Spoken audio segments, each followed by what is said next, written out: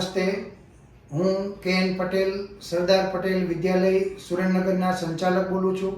અમારી શાળાના શિક્ષકો દ્વારા લોક જાગૃતિ માટે વધુ મતદાન થાય એના માટે સરસ મજાનું નાટક તૈયાર કરવામાં આવેલું છે. ચલો નાટક જોવા, ચલો નાટક જોવા. નાટક એ આપણા જીવનના સૌથી મહત્વના હકનું અને ફરજનું. આપણા મહત્વના હક અને ફરજ તે વળી શું છે? શું એ તમારે જાણવું છે? તો ચાલો આપણે જોઈએ મતદાન જાગૃતિનું નાટક. શું કર્યું પછી આપણે પેલા 7 તારીખના પ્લાનનું? 7 તારીખનો પ્લાન? એ વળી શેનો પ્લાન? અલા લે યાર, તમે લોકો ભૂલી ગયા?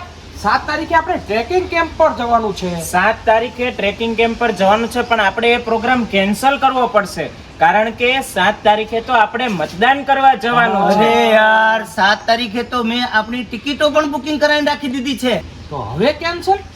હવે તો બધું સેટ થઈ ગયું છે, આપણે બધું ટિકિટ પણ બુક થઈ ગઈ છે, અને હવે કેન્સલ? હા કેન્સલ, કારણ કે આ 7 તારીખે આપણે મતદાન કરવા તો જવાનું જ છે, જોડે જોડે બીજા બધાને પણ મતદાન કરવા માટે લઈ જઈશું. અને આ 7 તારીખે તો મારું જિંદગીનું પહેલું મતદાન છે, અને આ મતદાન કરવા માટે તો હું ખૂબ જ ઉત્સુક અને ખૂબ જ થનગની રહ્યો છું. સાચી વાત છે, તારી વાત તદ્દન સાચી છે. પહેલું મતદાન તારું છે, અને આપણે મિત્રો પણ એના કારણે થઈ ટ્રેકિંગ કેમ્પનું આયોજન છે એ કેન્સલ કરીશું. આપણે પણ મતદાન માટે જઈશું, મિત્રોને પણ લેતા જઈશું, અને આપણે પાસ પડોશમાં લોકશાહીના આ પર્વ વિશેની માહિતી આપીશું, અને લોકો પણ વધુમાં વધુ મતદાન કરે એ માટેના આપણે બધા પ્રયત્નો ચોક્કસ કરીશું. ચાલો આપણે જઈએ. હે હાય રાધિકા, કેમ છે તું? આઈ એમ ઓલ રાઈટ. તો ચલો જઈએ વોટિંગ કરવા. વોટિંગ કરવા? યુ મીન મતદાન કરવા? હાસ, તો મતદાન કરવા જે કરવું ખૂબ જ જરૂરી છે. અરે યાર, શું આવી ડાઈ વાતો કરે છે? હું તો આટલા ટાઈમમાં ક્યારે મતદાન કરવા જ નથી ગઈ. વોટ? પણ કેમ? અલી, આપણા એક નથી શું ફેર પડે છે? મતદાન કરીએ તોય શું ને ન કરીએ તોય શું? શું રાધિકા આવી વાતો કરે છે? યાદ છે ને પેલા નેતા વિશે? કયા નેતાની તું વાત કરે છે? એ જ નેતાની વાત કરું છું જે ફક્ત અને ફક્ત 3 વોટથી હાર્યા હતા. અરે એમના જ પરિવારના ઘરના 4 સભ્યો આળસ કરીને ઘરે બેસી રહ્યા હતા, પણ વોટિંગ કરવા નતા ગયા. શું વાત કરે છે તું? હા રાધિકા, ચૂંટણી અને મતદાનમાં પણ આવું જ હોય છે. આપણે યંગસ્ટર લોકો જો આળસ કરીને બેસી રહીએ અને મતદાન કરવા ન જઈએ ને, તો અયોગ્ય નેતા ચૂંટાઈને આવે છે. અયોગ્ય નેતા ચૂંટાઈને આવવાથી અન્યાય થાય છે. તેથી આપણે મતદાન કરવા અવશ્ય જવું જોઈએ. હા મૃણાલી, હું તારી વાત સમજી ગઈ. હું મતદાન કરવા જઈશ જ. જો રાધિકા, એક વોટની કિંમત સમજ. દરેક વોટ કિંમતી છે, તેથી મતદાન કરવા જવું જોઈએ, અને બીજા લોકોને પણ આના માટે પ્રેરિત કરવા જોઈએ. બરાબર છે? એકદમ બરાબર છે. તો ચાલો ચલો. જઈએ. ઓ રેખાબેન, બોલ બેટા, શું હતું?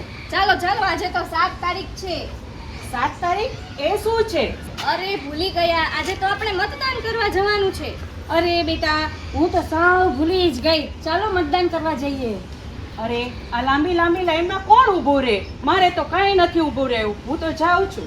અરે બેન, સમજો, એ લાંબી લાઈનમાં ઊભું રહેવાનું પોસાશે, પણ જ્યારે આપણને આપણા હકનું નહીં મળે ત્યારે આપણે ફરતી લાઈનમાં જ ઊભું રહેવું પડશે. અને એ લાઈનમાં આપણે ઊભા નહીં રહીએ ને તો આપણે 5 વર્ષ સુધી ભોગવવું પડશે. એ તમારા વખતને યાદ કરો બહેનો.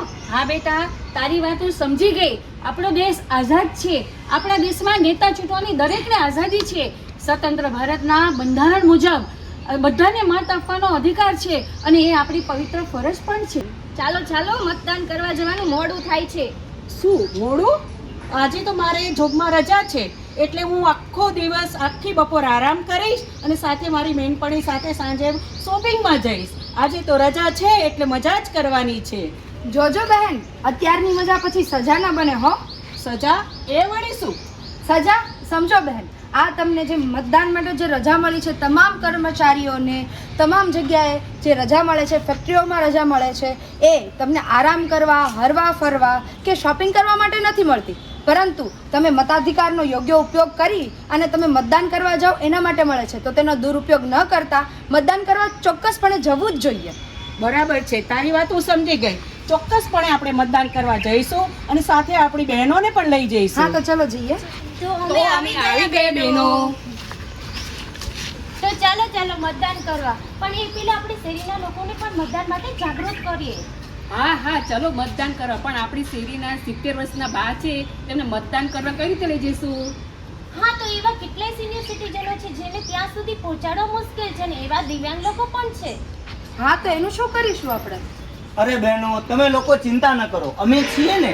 એ લોકોને, જે લોકો અશક્ત છે, બીમાર હોય અથવા તો જે ચાલી નથી શકતા, એ લોકોને અમે અમારી કાર અને બાઇક દ્વારા મતદાન બૂથ સુધી અમે પહોંચાડી દઈશું. તમે લોકો હા હા એમ નહીં, એક ભારતના જાગૃત નાગરિક તરીકે અમારી પણ ફરજ છે. અમે સાથે આવીને એમને મતદાન બૂથ સુધી પહોંચાડીશું. વાહ વાહ, ખૂબ જ સરસ ભાઈઓ. જો તમારા જેવા જાગૃત નાગરિક હોય અને આવા સારા વ્યક્તિઓ હોય તો દેશમાં કંઈ પણ અશક્ય નથી. તમારા લોકોની મદદથી ઘણા બધા મતદાન સુધી પહોંચી શકશે.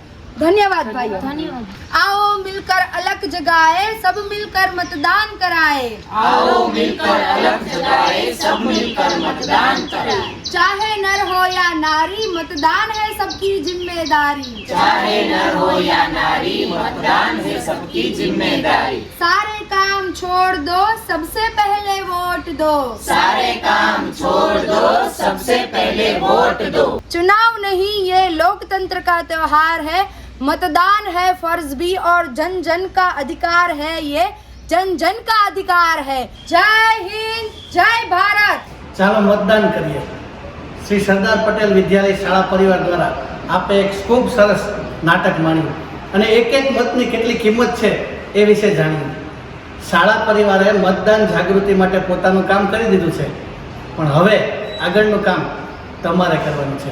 આ વિડીયોને હજારો લોકો સુધી ફોરવર્ડ કરી અને ભારતને મહાસત્તા બનાવવા અને ચૂંટણી પર્વને ઉજવવા માટે સાથ અને સહકાર આપશો.